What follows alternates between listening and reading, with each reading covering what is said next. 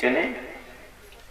बेटी को शिक्षा देते हैं, बेटी बार बार माँ के गले से मिलती है, पिता के गले से चिपक जाती है, माता पिता शिक्षा देते हैं कन्या पराई धरोहर है, कन्या पराई धरोहर है। सज्जनों, एक राजमहल में रहने वाले राजा की बेटी जब कर्दम ऋषि के आश्रम पर कुटिया में पहुंची तो वहां सांप के जो बिल थे, बिल दिखाई पड़े, पक्षियों के घोंसले हैं कहीं, वहीं उनका आसन लगा है। देवहूति ने कहा, प्राणनाथ आप यहाँ लेटे रहते हो? तो क्या, हाँ क्या बात है, ये परमात्मा के सब जीव हैं। अरे यहाँ चूहा भी घूमता है, यहाँ सर्प भी घूमता है, हमारे आश्रम पर सर्प चूहे को नहीं खाता है। यहाँ पर शेर और गाय मेरे आश्रम के साथ साथ बैठते हैं। धन्य है माँ। जो नेचुरल बैर है वो भी छोड़ दिया, प्रकृति से बैर जो करते हैं ना, वो भी तुम्हारे आश्रम पर नहीं है। सज्जनों, विवाह होने के बाद कर्दम जी फिर तपस्या में लग गए। विवाह होने के बाद मनु की बेटी देवहूति अपने पति की सेवा में लग गई। जय श्री कृष्ण।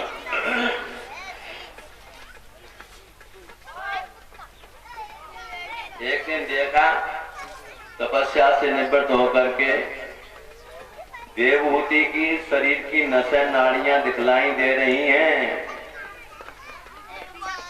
देव कर्दम जी कहते, प्रिय, हर एक व्यक्ति को अपना शरीर प्रिय होता है, तुमने अपने शरीर की परवाह करके मेरी सेवा की, मैं तुम्हारे पतिव्रत धर्म से बड़ा प्रसन्न हूं, कुछ मांगो। तो कहा, मेरे प्राणनाथ क्या मांगे? जब मेरा विवाह हुआ था उस समय जैसा मेरा शरीर था वैसा शरीर हो जाए और रहने के लिए बढ़िया भवन हो जाए। तो देव कर्दम जी ने कहा, डुबकी लगाओ इस सरोवर में। जैसे ही डुबकी लगाई तो डुबकी जितनी क्षण तक जल में रही, क्या देखा, देवहूति ने हजारों देव कन्याएं, कोई उबटन का सामान लिए, कोई श्रृंगार की पिटारी, कोई साड़ी, कोई आभूषण, जिनके शरीर से कमल की गंध निकल रही है। कहती है, देवी हम तुम्हारी क्या सेवा करें। और जल के मध्य में से ऊपर जैसे ही देवहूति आती हैं, मानो आज ही मेरा विवाह होकर के पिता के घर से मेरी विदा होके आई है। ऐसे ऐसे ऋषि थे सज्जनों। कामग नाम का विमान बनाया। जय श्री कृष्ण। कामग नाम का विमान सोने की देली मणियों के खम्भे मन की गति से चलता है। ये कोई पदार्थ के द्वारा नहीं बना गया, आध्यात्मिक बल की ऊर्जा के द्वारा।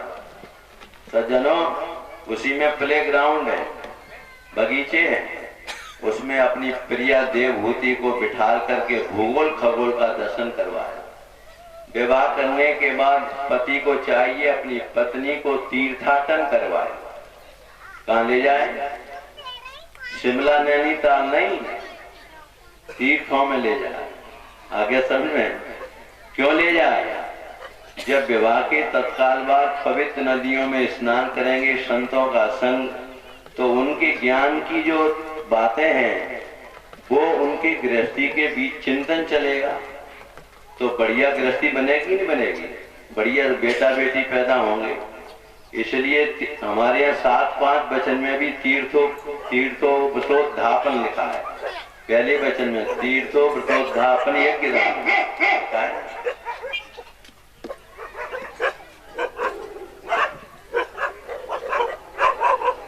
बोलो, यही बनना पड़ेगा जो ढंग से नहीं चले।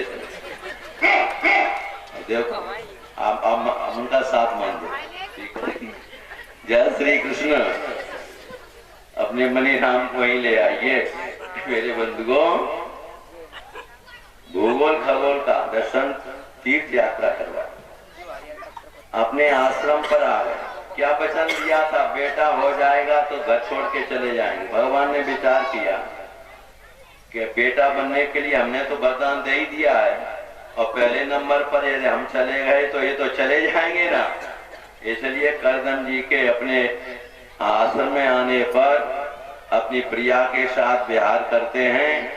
इनके कंटिन्यूअस लगातार 9 कन्याएं पैदा हो गई। भगवान ने विचार करो तुम जाओ, कैसे जाते, यही तो कही थी कि बेटा हो जाएगा तो चले जाएंगे बाबा बन के। भगवान ने लगातार में 9 बेटियां पैदा हो गई। अब एक दिन क्या कहा, प्रिय आपकी इच्छा हो तो मैं संन्यास लेकर के चला जाऊं। देवहूति अपने पति के चरणों से लिपट के कहती है, प्राणनाथ आप क्या कह रहे हैं, जिसके 9 बेटी हों और उनको सन्यास की सूझे, ये कहां तक न्याय संगत है। अब मैं भी नहीं देखा, रागी बन जाते हैं, सन्यास ले लेते हैं, उनका सफल नहीं होगा। अब पत्नी सहर्ष हो करके कहेगी कि हाँ जाइए, आपका मार्ग प्रशस्त हो, महात्मा बन जाओ, तो उन महात्माओं का वैराग्य सफल हो जाएगा। ध्यान से सुनो, आज्ञा सुनना। इसके बाद देवहूति से इन्होंने कहा कि अब तो आज्ञा दीजिए कि हाँ प्राणनाथ, अब मेरी बेटियों का विवाह हो गया, बेटा के सहारे से मैं रहूंगी। वह परिक्रमा करके कपिल भगवान की करदम जी और सिद्धों के आश्रम के लिए चले जाते हैं। कपिला नाम सिद्धो, सिद्धा नाम कपिलो मुनि। सिद्धों के अधिपति के रूप में कपिल भगवान का नाम आता है। इन्होंने सांख्य शास्त्र का प्रवचन किया है। जय श्री राधे। आवाज कमजोर कैसी है? जय श्री राधे। जय श्री राम। जय शिव। जय शिव। आदत छूट गओगे ना, जय घोष इसलिए करवाते हैं कि नींद का हुई आ रही हुई तो भाई तुम्हारे कल्याण के लिए तो जय घोष बुलवाते हैं कि सोई मत, सोई नहीं जाओ तुम। सज्जनों, अब तो महाराज आज मैया देवहूति ने, पति तो चले गए महात्मा बन करके, बेटा के लिए बढ़िया कुछ सिंहासन सजाया और सजा करके कहा, भगवान कपिल कहते मैया ये क्या कर रही है? ये कुछ नहीं बेटा, मैं समझती हूँ तुम किसी के पुत्र नहीं, सारा संसार तुम्हारा पुत्र है। आप जैसे बेटा को पा करके मेरी जन्म परंपरा, माँ के घर में आना जाना, जन्म मरण की परंपरा समाप्त नहीं हुई, फिर क्या मतलब है? इसलिए मैया आज जो मैं आपको नारायण समझ करके आपके कमलवत चरणों में मैं अपने शीश को झुकाती हूँ। मैं जो प्रश्न करती हूँ उनका उत्तर आप दीजिए। यहाँ पर महाराज जीवात्मा, इस श्लोक के अंतर्गत शिक्षा लीजिए। कपिल भगवान के लिए मैया देवहूति क्या कहती है? तम त्वाम गताहं शरणं शरण्यम। क्या कहा? तम त्वाम गताहं शरणं शरण्यम स्वभृत्य संसार तरो कुठारम जिज्ञासाहं प्रकृते पुरुषस्य नमामि सद्धर्म विदाम वरिष्ठम। जीवात्मा का शरण्य कौन है? परमात्मा है कि नहीं? बोलो है कि नहीं? राम जी ने समुद्र से मार्ग मांगा आसन डाल करके, सबने कहा कि तुम्हारा कुल गुरु है तो रास्ता देगा, लेकिन समुद्र में सामर्थ्य शरण्य होने का नहीं था। जीवात्मा का शरण्य केवल परमात्मा ही है। तो जो जीवात्मा शरणागति, विभीषण ने शरणागति राम की ले ली ना, शरणागति लेने पर 1 सेकेंड में लंका का राज्य दे दिया, वैभव दे दिया।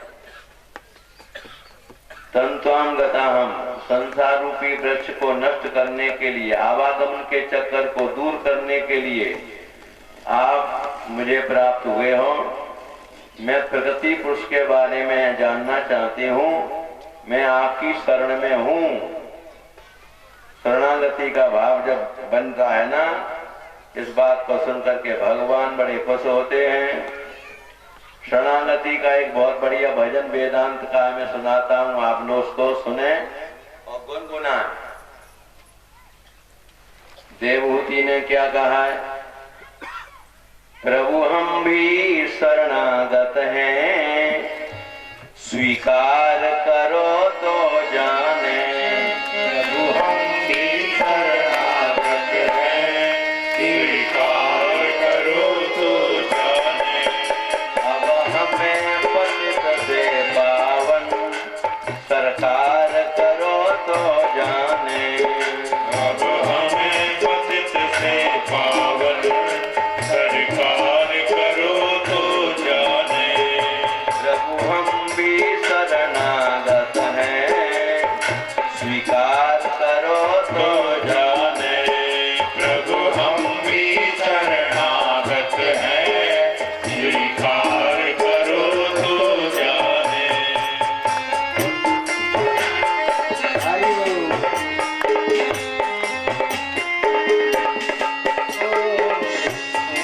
शरणागत हैं, स्वीकार करो तो जाने। क्या बढ़िया बात कहते हैं। मी जन तुमको पाते, तुम भक्ति भाव वस आते। प्रेमी जन तुम आते, हम कुटिल हृदय के कलशित, उपचार करो तो जाने। हम कुटिल हृदय के कलुषित, उपचार करो तो जाने। प्रभु हम भी शरणागत हैं, स्वीकार करो तो जाने। प्रभु हम भी शरणागत हैं, स्वीकार करो तो जाने। इसलिए मेरे मान होकर के देवहूति कहती है, मेरे प्रभु ज्ञानी भी तुम में तन्मय, ध्यानी भी तुम में लय है। ज्ञानी भी तुम में तन्मय, ध्यानी भी तुम में लय है। हम अज्ञानी चंचल चित, विस्तार करो तो जाने। हम अज्ञानी चंचल चित, विस्तार करो तो जाने। क्या मुख से विनय सुनाए, हम कैसे तुमको भाए। हम कैसे तुम्हें सुनाए, हम कैसे तुमको भाए। अगणित अपराध किए हैं, उद्धार करो तो जाने। अगणित अपराध किए हैं, उद्धार करो तो जाने। जीवन नैया जर जर है, पल पल विनाश का डर है। जीवन पल विनाश का डर है। ऐसे भी एक पथिक को, एक पथिक को अब पार करो तो जाने। प्रभु हम भी शरणागत हैं, स्वीकार। हम भी शरणागत हैं, स्वीकार करो तो जाने। बोलिए सा, प्रकृति किसे कहते हैं, पुरुष किसे कहते हैं, ये प्रश्न कर दिया।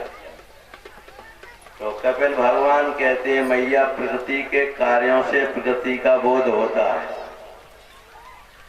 जैसे आदमी का एक 5 भौतिक शरीर है ना, तुम्हारा एक शरीर बैठा है 3.5 हाथ का, ये किससे बना है बोलो?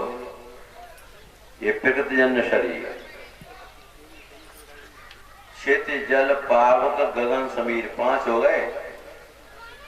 शब्द रूप रस गंध 5 और मिला दो, कितने हो गए? 10 हो गए। 5 ज्ञानेंद्रियां 5 कर्मेंद्रियां और मिलाओ 10, कितने हो गए? 20 हो गए।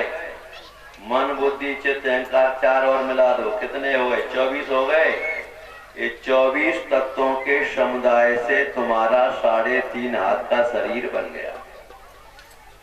और जब तक इसके भीतर वो डिवाइन लॉर्ड 25वां तत्व से काल कहते हैं, आत्मा कहते हैं, परमात्मा कहते हैं, जब तक तुम्हारे शरीर में नहीं आएगा तो तुम्हारे शरीर का कोई अस्तित्व होगा क्या? जब उसके आ जाने पर तभी तो माँ के गर्भ में, यहाँ शीश पर पहले सिर बनता है माँ के गर्भ में, यहाँ छेद में आकर के वो डिवाइन लॉर्ड जिसको जीवात्मा बोलते हैं वो प्रवेश कर जाती है। इसलिए जीवात्मा माँ के गर्भ से 7वें महीने से भगवान की कथा सुन सकता है। प्रहलाद जी ने कयादू के गर्भ में थे ना, नारद बाबा रोजाना ज्ञान का उपदेश करते हैं। प्रहलाद जी माँ के गर्भ में ही अध्यात्म विद्या के परमात्मा के बहुत बड़े उपासक बन गए। इसलिए जो 25वां तत्व वो इसी को पुरुष कहते हैं। पुरुष से प्रकृति और प्रकृति से पुरुष कभी भिन्न नहीं होता है। आगे समझे, पुरुष से प्रकृति और प्रकृति से पुरुष कभी भिन्न नहीं है। मैया अब उस पुरुष को अपने जो तुमको शरीर मिला है, भगवान ने अहेतु की कृपा करके मानव तन तुमको दे दिया, उसमें स्वयं विराजमान है। विराजमान तुम्हारे घट में बैठा हुआ जो तुम्हारे सन्निकट है परमात्मा, उसे तुम दूर मान के बैठ गए, और जो कुटुंब परिवार वाले दूर रहते हैं उनको तुम नजदीक मान के बैठ गए। आदमी जागृत में परमात्मा का साथ नहीं परमात्मा साथ नहीं छोड़ता है। जागृत में, स्वप्न में, सुसुप्ति में। सुसुप्ति को हमारे यहाँ वेदांत में 1/4 मृत्यु कहा गया है। तुरिया में ऐसा मेरा नारायण तुम लोगों का कभी साथ नहीं छोड़ता है और तुम्हारे भीतर ही व्याप्त है। सन्निकट रहने वाले परमात्मा को जीवात्मा अपने से दूर मान के बैठ गया, यही तो अज्ञान है तुम्हारा। इस अज्ञान को ज्ञान में परिवर्तित करने के लिए कथा आपको सुनाई जा रही है। मेरे बंधुओं, मन ये वही मनुष्याणाम, भगवान कहते हैं चेता खल्लुष बंधाय मुक्तये चात्मनो मतम गुणेशु सक्तम बंधाय रतम वाम पुष मुक्तये। यदि किसी प्राणी का मन ईश्वर में आसक्त है तो मुक्त जीव है, और भोगों में आसक्त है तो बद्ध जीव है। अब 2 शब्द लीजिए, आसक्तम बद्धम।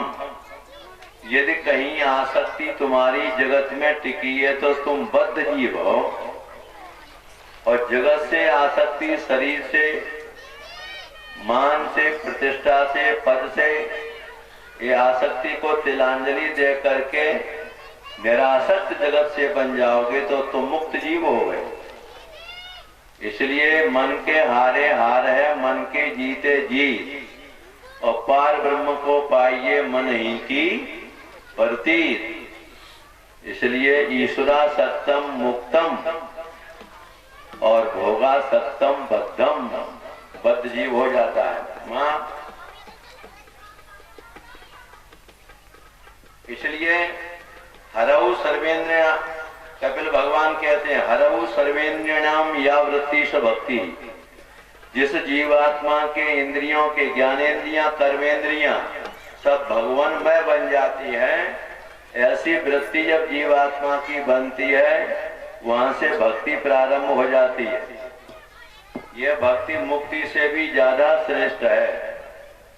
जैसे जठराग्नि तुम्हारे उदर के अन्न को पचा करके भस्म कर देती है, ऐसे ही तुम्हारे जन्म मरण की परंपरा को ऐसा ज्ञान जन्म मरण की परंपरा से तुम्हें छुट्टी दिला देता है।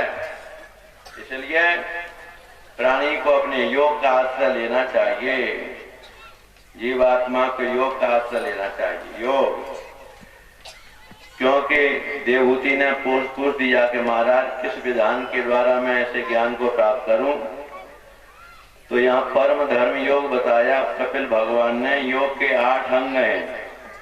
यम, पहली सिद्धि क्या है? यम। यम में कौन कौन सी बातें आती हैं?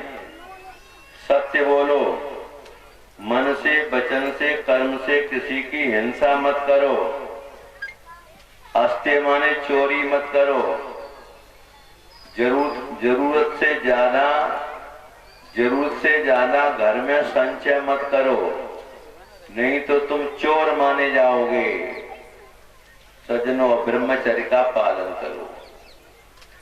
जिस पिता के शुक्र के एक बिंदु से बेटा बेटी जन्म लेते हैं, जब उस शुक्र को शरीर में धारण करने का तुम में पावर नहीं है, तो ब्रह्म की उपासना तुम कैसे कर सकते हो? आगे समझ में? इसलिए sound mind is sound body. तुम्हारा माइंड साउंड कब होगा? जब बॉडी साउंड है। उसके लिए ब्रह्मचर्य का पालन करिए। चर्य माने उपासना।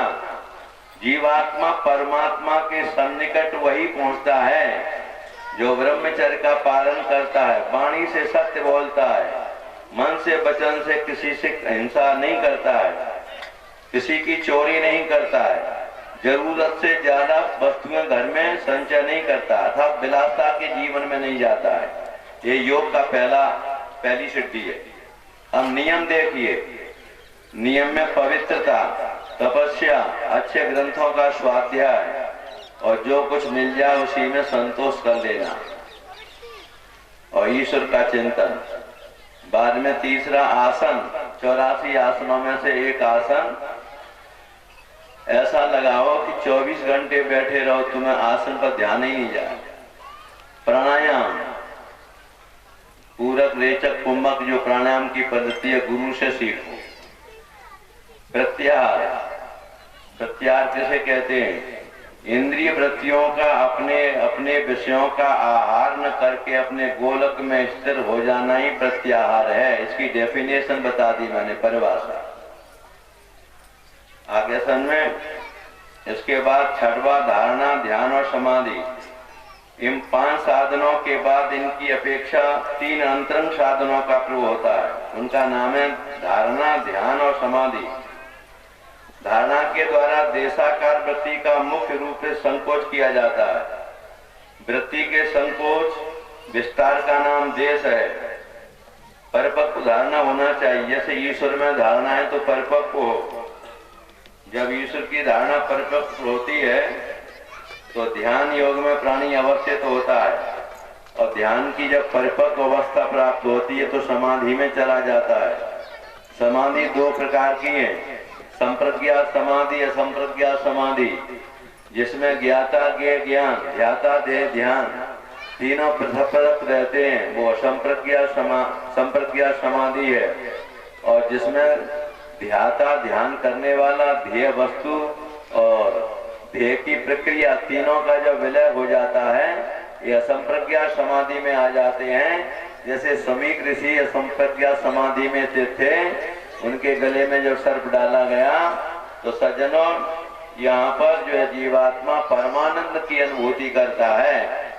सज्जनों, परमानंद की अनुभूति में जब प्रवेश करता है तो जीव धन्य हो जाता है। मैया ऐसे ज्ञान को भी अष्टांग योग के द्वारा हृदय में धारण करो। जय श्री कृष्ण। भगवान कपिल ने क्या बढ़िया बात माता देवहूति को बताई, ठीक है नहीं? लेकिन बंधुओं, ये जीवात्मा माँ के घर में भगवान से वादा करता है कि तुम्हारे श्वास श्वास पर मैं नाम लूंगा, लेकिन ये भूल जाता है यहाँ पर। कल मैंने एक भजन सुनाया था ना, गोविंदा नहीं गाया। आज दूसरा भजन आपको बताते हैं। जय श्री कृष्ण। क्या बढ़िया भजन है, सुनाते हैं आपको। जय श्री कृष्ण। कबहू कियो न भजनवा कैसे बीतेगी। कबहू कीनो न भजनवा कैसे बीतेगी। कैसे बीतेगी रे मनुआ कैसे बीतेगी। कैसे बीतेगी रे मनुआ कैसे बीतेगी। कबहू कियो न भजनवा कैसे कैसे बीतेगी। भजनो सही न सको जब कष्ट गर्भ के कीनो को टकराल। सही न सको जब गर्भ शरव के कीनो खोल करा। प्रभु तुम कर दो बेड़ा पार। प्रभु तुम्हारा भजन करूंगा कर दो बेगियो ना भजनवा कैसे बीतेगी। कबहू कियो ना भजनवा कैसे बीतेगी।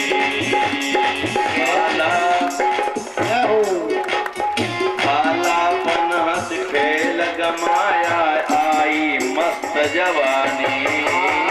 आलापन हंस खेल गवाया आई मस्त जवानी। मात पिता ने करी सगाई दूल्हा बने गुमानी। मात पिता ने करी सगाई दूल्हा बने गुमानी। बन गए हाथन में कंगनवा कैसे बीतेगी। बन गए हाथन में कंगन। बन गए हाथन में कंगनवा कैसे बीतेगी। कबहू कियो ना भजनवा कैसे बीतेगी।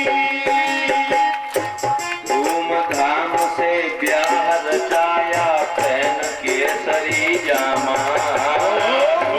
राम से प्यार रचाया पहन के सही जामा। दुल्हन लेकर घर में आया खत्म हुआ तेरा ड्रामा। दुल्हन लेकर घर में आया खत्म हुआ फिर ड्रामा।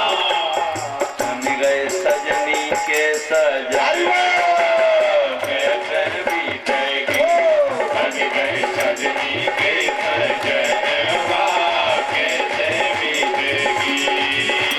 कैसे बीतेगी दुल्हनवा कैसे बीतेगी। विवाह हो गया। अब विवाह होने के बाद अब बेटा बेटी तो होंगे। सज्जनों बालक थे फिर बाप कहाई। नाती है थी दादा बन गए। बालक थे फिर बाप कहाई दादा लगे कहाने। बालक फिर बाप कहाए दादा लगे कहाने। बैल की तरह कमाई की। बैल की तरह कमाई की। बहू रानी को बढ़िया इसको लीपना भी नहीं पड़ा। बढ़िया संगमरमर बिछा दी। बढ़िया टाइल्स। हमारी बहू को लीपना नहीं पड़े। ठीक नहीं। और जब बूढ़े होते हैं ना तो वो बहू क्या कहती है अपने पति से। अजी एक बात सुनो कि क्या कि तुम्हारे पिताजी को कब ज्यादा आता है खांसते रहते हैं कब तक साफ करूंगे। इनकी खड़िया तुम बाहर नहीं डालते। क्या बढ़िया कोठी बनाई और बहू रानी ने महाराज बस थूक के मारे खड़िया बाहर डरवाए। आगे समझे। जिस बहू बेटा को कितना किया वो क्या सोचते हैं। क्या बढ़िया भजन में बात आई है। बालक थे फिर बाप कहाए दादा लगे कहाने। बालक थे फिर बाप कहाए दादा लगे कहाने। खाट बिछाए द्वार पर पड़ गए बहुएं मारे ताने। खाट बिछाए द्वार पे पड़ गई बहुएं मारे ताने।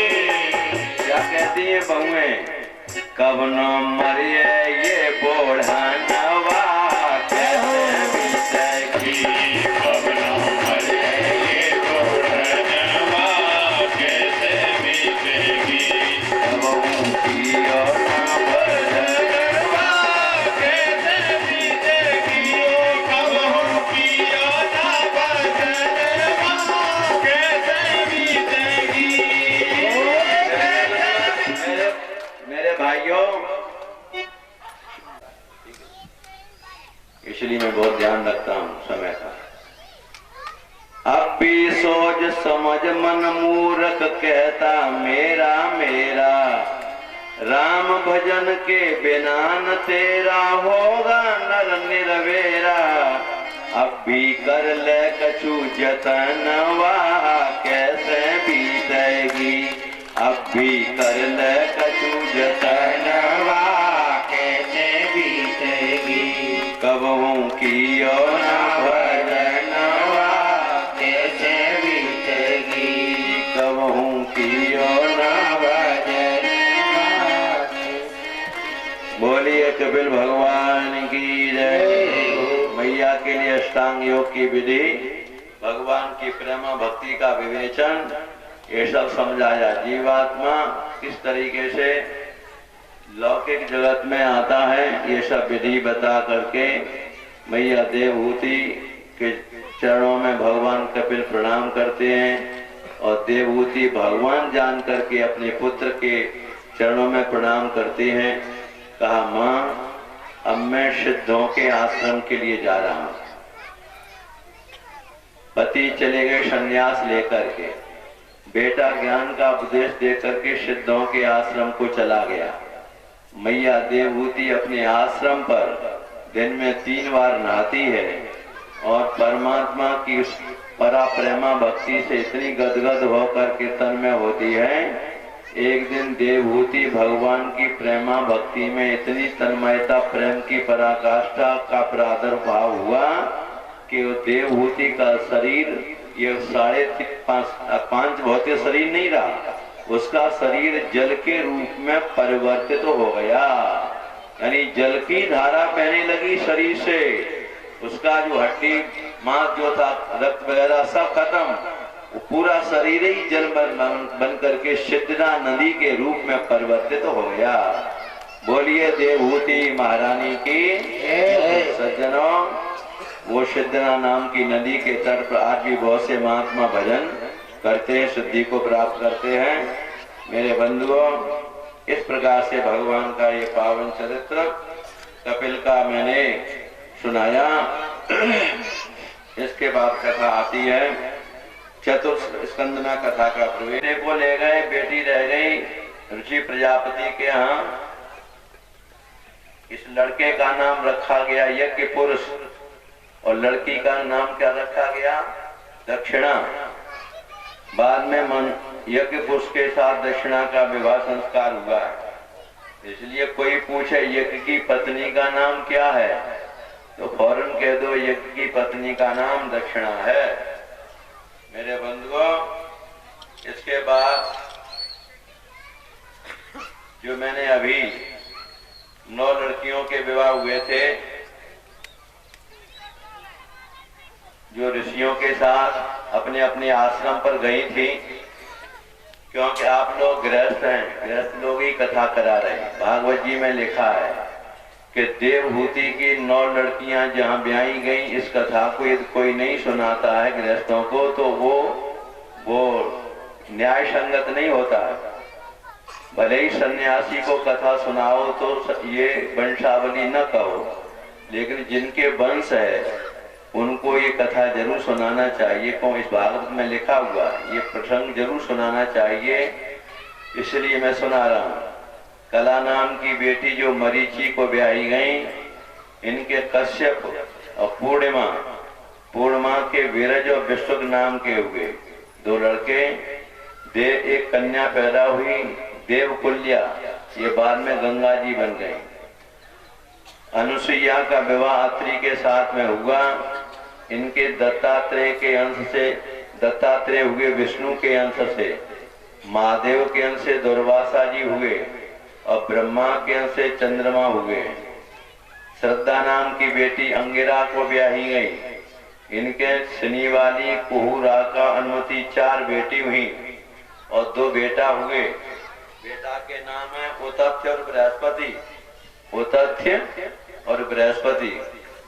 तुम्हारे भारतवर्ष के ब्राह्मण कितने उच्च कोट के थे? ब्राह्मण देवता कान खोल के सुन लें। जो ब्राह्मण बैठे हुए हैं कान खोल के सुने, अपने धर्म का त्याग मत करिए। हमारे भारत का ब्राह्मण स्वर्गपुरी में मीटिंग हुई कि जगत में गुरु बनाना जरूरी है। अब गुरु किसे बनाया जाए?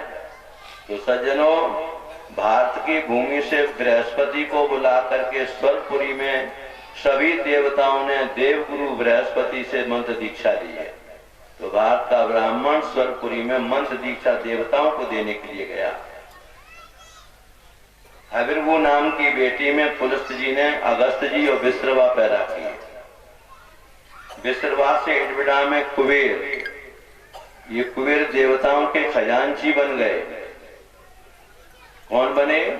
देवताओं के खजांची। और देवताओं का खजाना कुबेर के पास रहता है। कुबेर का खजाना बता दें तुम्हें, हम बताएं कि नहीं? बता दें, कहीं पहुंच बन जाना लूट करने के लिए। देवताओं का खजाना आपके हिमालय में ही है। कहाँ है? भद्रकाश्रम से आगे बढ़ोगे सभी लोग यही मिलेंगे आपको। अलकापुरी, यहाँ यक्ष लोग रहते हैं। यक्षों के अधिपति कुबेर हैं और भगवान शिव जी के डियर फ्रेंड हैं, अच्छे मित्र हैं। ठीक है, ये 9 जगह पर अपना खजाना रखते हैं। इस कथा से तुम्हें शिक्षा लेना चाहिए कि तुम लोग भी अपने खजाने को एक जगह मत रखना, 9 जगह धरियो। एक जगह की चोरी हो गई तो 8 जगह का तो बच जाएगा। ठीक है नहीं? इसलिए शिक्षा ग्रहण करें। केसनी में विश्रमा ने रावण, कुंभकर्ण और विभीषण को पैदा किया। गति नाम की पत्नी में पुलह ऋषि ने कर्मश्रेष्ठ, वरियान, सहिष्णु 3 पुत्र पैदा किए। क्रिया नाम की पत्नी में क्रतु ने 60,000 बाल कल्याण ऋषि पैदा किए। ऊर्जा नाम की पत्नी अरुंधति में वशिष्ठ जी ने 7 पुत्रों को पैदा किया। चित्रकेतु, सुरोचि, बिरजा, मित्र, उलवण, वसुद्यान, द्युमान। वशिष्ठ जी की दूसरी पत्नी ब्राह्मणी थी। इनके 100 बेटा, इनके 99 बेटा विश्वामित्र जी ने किसी राजा के द्वारा मरवा दिए। किस विषय में मरवा दिए? वशिष्ठ जी तपस्या करने के बाद जब विश्वामित्र जी जाते थे तो कहते थे बैठिए राज ऋषि।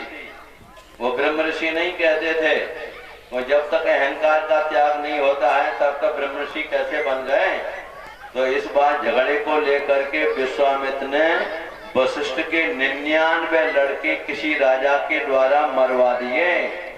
एक लड़का जो गर्भ में था, शक्ति नाम का, वो बेटा बच गया।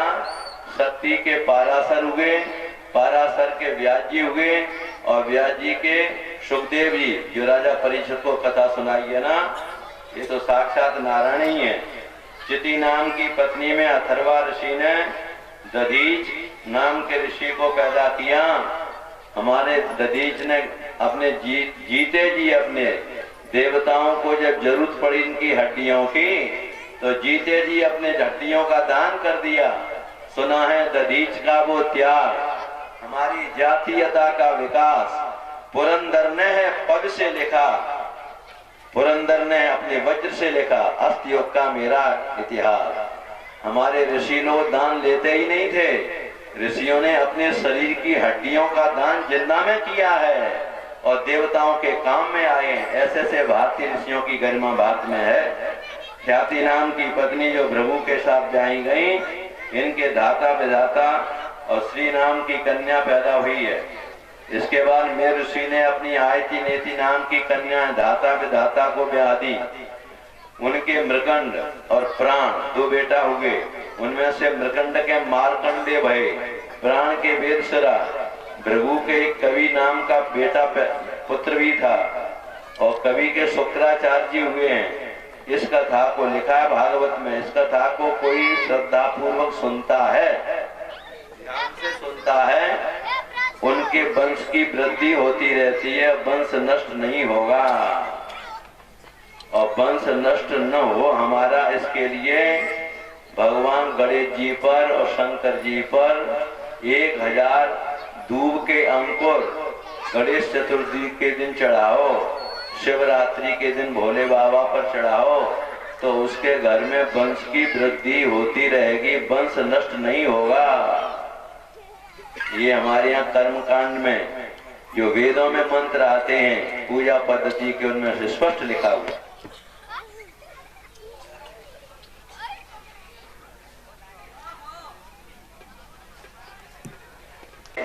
इन्हीं तीनों से 45 प्रकार के अग्नि उत्पन्न हुए। अपने 3 पिता एक बाबा को मिलाकर के 49 कहलाए। अब देखिए नाम आपको सुनाता हूँ। अग्निश्वात, वरिखद, सोमप और आज्यपी पितर हैं। जो कनागतन में आप जलदान देते हो ना, ये पितर हैं। इनमें साग्निक भी हैं, निरग्निक भी हैं। कोई पितर तो अग्नि में आहुति देने से खुश होते हैं, कोई जल में आहुति देने से खुश होते हैं। इन सब पितरों की पत्नी दक्ष कुमारी सुधा है।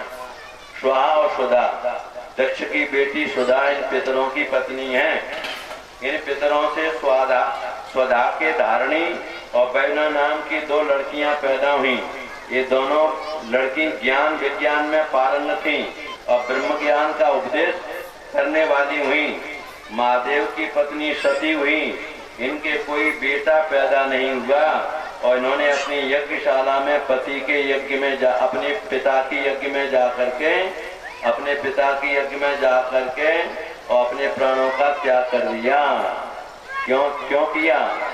सज्जनों ध्यान से सुन लीजिए। यदि कोई स्त्री अपने पति के वचनों पर अविश्वास करे, ठीक है नहीं, पति के वचनों पर अविश्वास करे, तो उसके जीवन में घटनाएं घटती। आगे समझे। जिस स्त्री का मायके में भी अपमान हो और ससुराल में पति अपनी पत्नी को पत्नी की दृष्टि से न देख करके सामने आसन देता है, वामांग में न बिठा ले, तो इस स्त्री के जीवन में कष्ट आएगा कि नहीं आएगा? कथा विस्तार बहुत है, संक्षेप में आपको कह करके आगे बढ़ता हूँ। अपने मन को ले चलो त्रेता युग में। भगवान श्री राम जी भैया लखन के कंधे पर हाथ रख करके रोते बिलखते चले जा रहे हैं। सीता जी का हरण हो गया। भूत भावन भोले बाबा अपनी प्रिया सती जी को लेकर के मैं अपने प्रभु की, भगवान शिव राम जी को अपना इष्ट मानते और राम जी शिव जी को अपना इष्ट मानते। आगे समझे। शैव और वैष्णवों में कभी खाई पैदा नहीं करना चाहिए। कुंभों में कभी कभी ये होता था, रामादल वाले महात्मा कहते थे हम तुमसे बड़े, हमारा स्नान पहले होगा, और शिव शैव दल वाले कहते थे हम तुमसे बड़े, हमारा स्नान पहले होगा। इस बात को लेकर के खून खच्चड़ हो जाता था। इसलिए गोस्वामी तुलसीदास जी ने रामायण में राम जी के द्वारा रामेश्वरम की स्थापना करवाई गई। राम जी शिव को अपना इष्ट मानते हैं और शिव जी राम को अपना इष्ट मानते हैं। कितना सामंजस्य शैवों में वैष्णवों में। लेकिन अज्ञान के कारण भेद बुद्धि वाले व्यक्ति और उपासना के नाम पर लड़ते झगड़ते, क्योंकि उनको ज्ञान नहीं।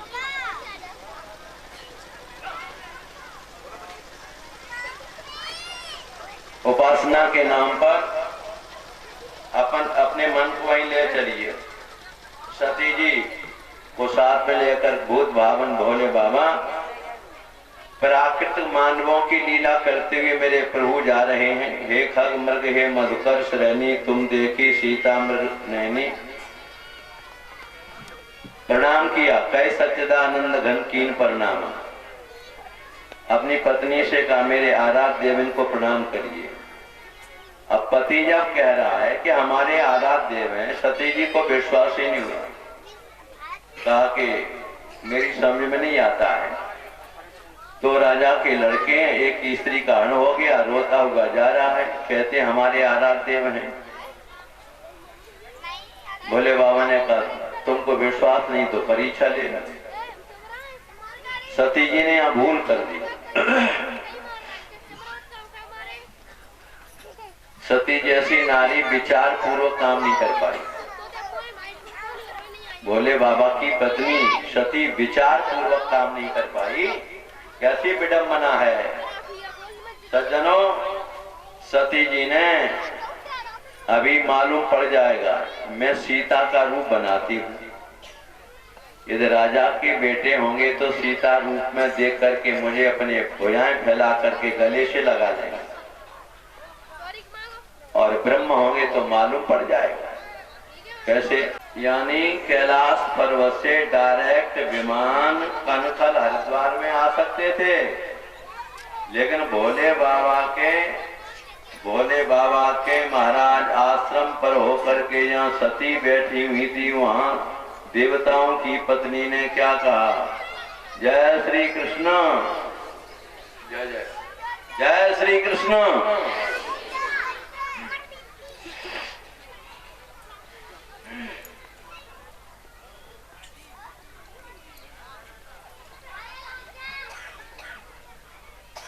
देवताओं की पत्नियों ने कहा कि ये विमान उतारना। यहाँ सती जी बैठी, वहां विमान उतरवा लिया। सती जी को प्रणाम किया, कहा बहन जी एक बात पूछूं, तुम्हारे पिता के यहाँ तो यज्ञ और तुम यहाँ बैठी हो अपने पति के पास। तुम्हारे पिता के यहाँ यज्ञ हो रही है और देखो हम सब वहीं जा रहे हैं, क्या नौता ना तुम बुलाई ना गई। देवतन की पत्नी ने सती महारानी पर ये बातें शुरू कर दी। सती को मालूम भी नहीं था क्या हो रहा है पिता के घर में। ये विडंबना, ये देवियों ने, देवताओं की पत्नियों ने उनको उकसा दिया। अब सती जी ने सुना कि अच्छा आप लोग वहीं जा रहे हैं, कि हमारा तो नौता है 40 सबको नौता है, तुम नहीं बुलाई गई। महाराज अब तो सती जी ने अपने पिता की यज्ञ में जाने का मन बनाया। अपने पति से निवेदन किया, प्राणनाथ पिता के घर में यज्ञ हो रहा है, जाने की आज्ञा दे दो। तो भोलेनाथ ने कहा अरे सती जी तुमको पता नहीं, ब्रह्म सभा हम सन दुख माना, और ते अजहू करत अपमाना, जो बिनु बोले जाओ भवानी, जो बिनु बोले जाओ भवानी, रहे नसील स्नेह नकानी, रहे नील स्नेह नकानी। सती जी, दक्ष को प्रजापति बनाया गया। वहां सभा में मेरा झगड़ा हो गया, तब से बैर चला रहा है। अरे लड़ाई हम सोई, अपनी बिटिया तो बुला लेते, चाहे चिट्ठी आई है का लड़ाई बनी रहती हम सो, बेटिया तो बुला लेते, तुमको भी नहीं बुलाया। तो का कोई बात नहीं बुलाया। पिता के घर में कोई सब हो तो लड़की को वैसे चला जाना चाहिए। पिता के घर में, गुरु के घर में, अपने मित्र के घर में। तो भोलेनाथ ने फिर समझाया, भले ही गुरु का घर है, पिता का घर है, मित्र का घर है, तदपि विरोध मान जा कोई। वो मन में, हृदय में कुछ बात रखते हैं, विरोध रखते हैं, तो वहां जाने पर भी कल्याण नहीं होगा। सती जी मेरी बात मानो। सज्जनों, बाबा तुलसीदास जी ने चौपाई लिख दी, भांति अनेक शंभु समझावा, भांति अनेक शंभु समझावा, भांति अनेक शंभु समझावा।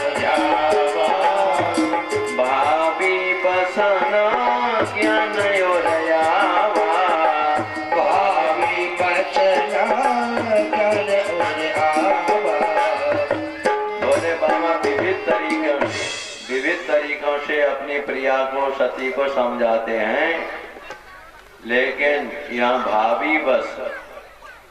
एक भक्त ने भोले बाबा के पास गया, पूछा बाबा तुम्हारे बारे में लिखा है ग्रंथों में, मंत्र महामण विषय ब्याल के मैटत कठिन कुअंक भाल के।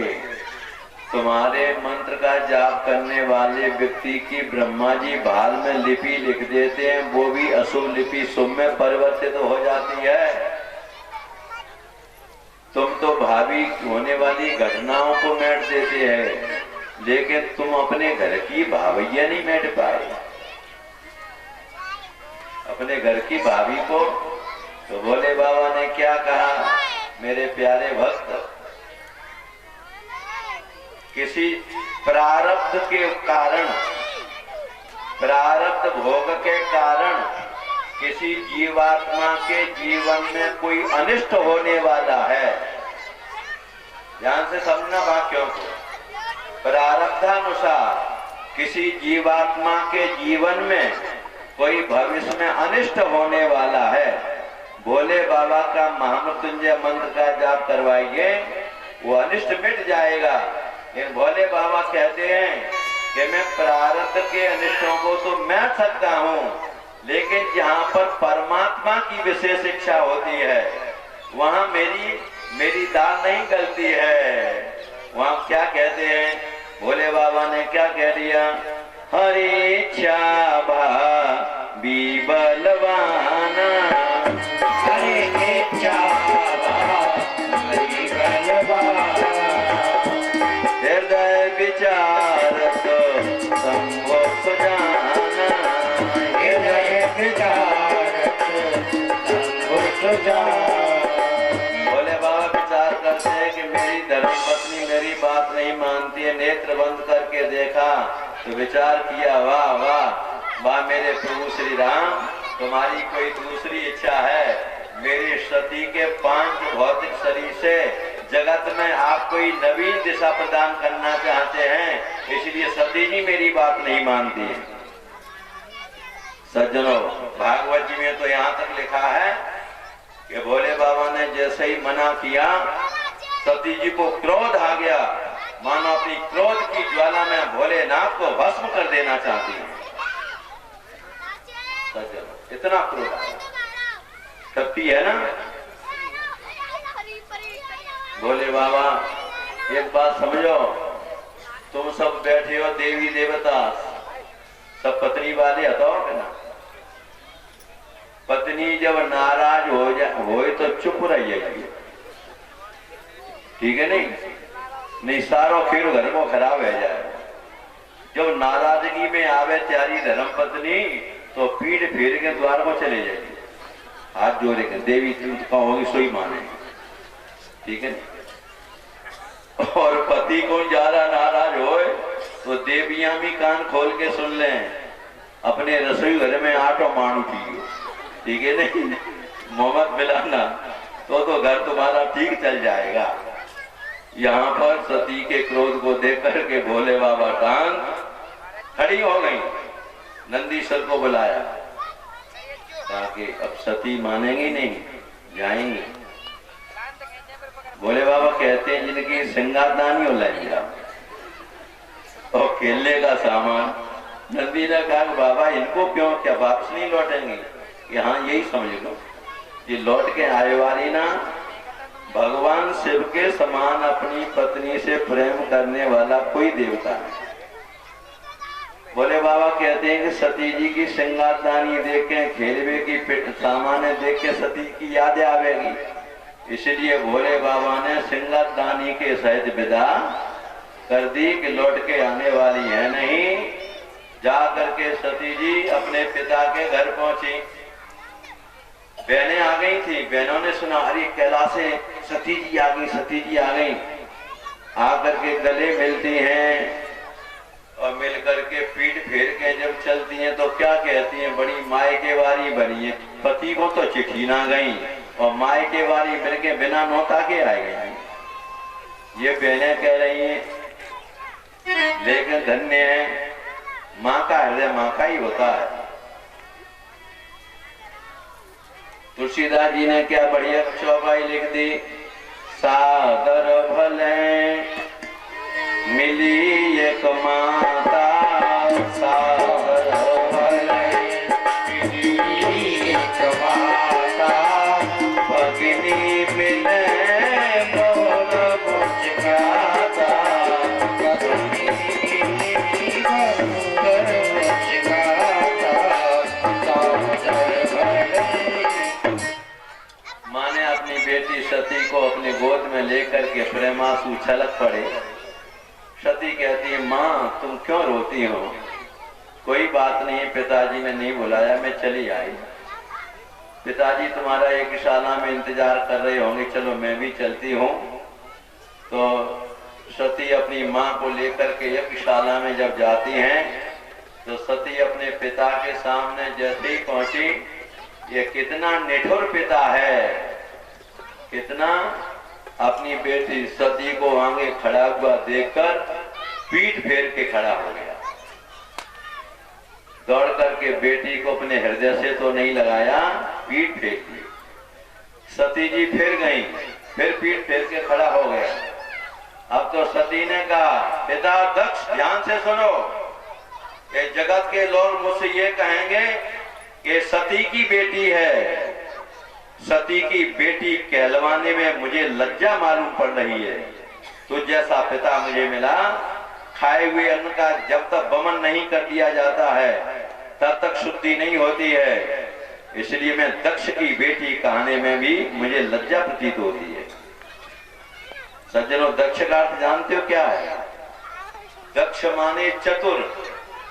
समाज में, गांव में जो आदमी अपने ज्यादा चतुर माने कि हम तो ज्यादा चतुर को हतो ही ना, और मानी हुए चबूतरा पे तुम बैठे हो, कोई लड़का जल्दी काम समझा रहे हो, माने राम राम नहीं कर पाई तुमको, तो मानी आदमी क्या कहेगा, अच्छा सामने से निकल गया, हमको राम राम भी नहीं की, आगे चल के देखा जाएगा। तो जो चतुर आदमी होता है, मानी होते हैं, तिनकी का दशा होती या कथा में सुनने को मिलेगा। महाराज सती जी ने उसी समय पर यज्ञशाला में देखा जहाँ शिव जी की दिशा होती है। पंडित लोग चौकी बना करके रखते हैं, देवताओं को बुलाते हैं ना, उनके पति के लिए कोई आसन तक नहीं दिया गया। यज्ञ में पति का अपमान, इस बात को देख करके अपने गुरु और भगवान, अपने पति की निंदा करने वाले व्यक्ति, ताकत है तो उसकी जिह्वा को खींच ले, कमजोर है तो अपने प्राणों का त्याग कर दे।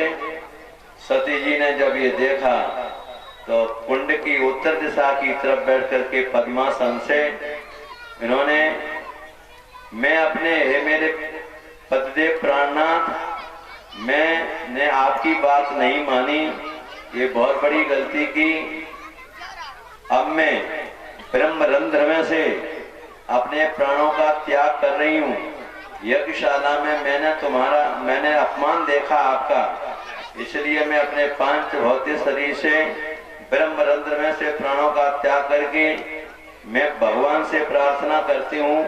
ब्रह्मरंध्र में से प्राण छूटने वाले का पुनर्जन्म नहीं होता है, लेकिन मैं भगवान से विशेष प्रार्थना करके और मांगती हूँ कि मेरा दोबारा जन्म हो और ये भोलेनाथ ही मुझे पति के रूप में प्राप्त हो।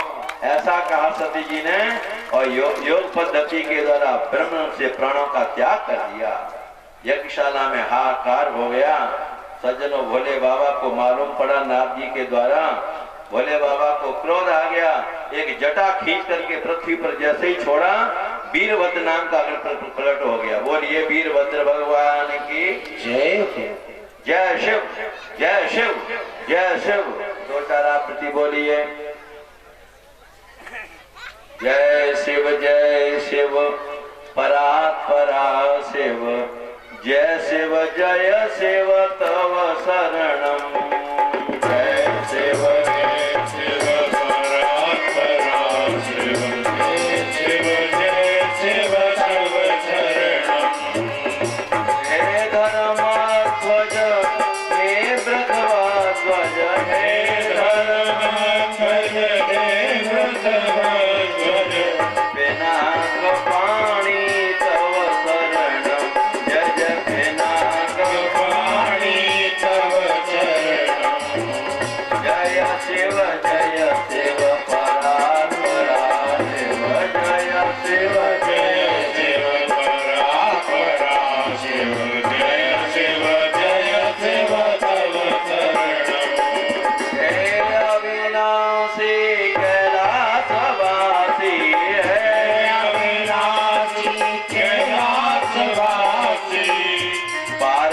पार्वती तव शरणं जय जय पार्वती पति तव शरणं जय शिव जय शिव परात्परा शिव जय जय शिव तव शरणं जय शिव तव शरणं जय बोलिए शंकर भगवान की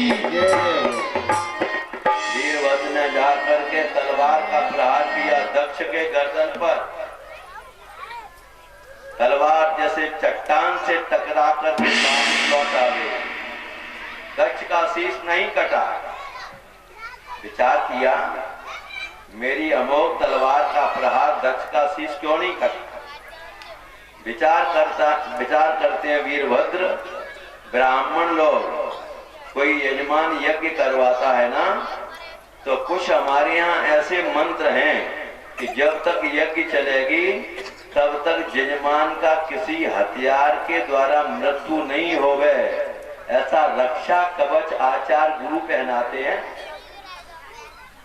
वीरभद्र ने विचार किया किसी हथियार के द्वारा इसका शीश नहीं कटेगा, क्यों ब्राह्मणों ने ये विधान किया।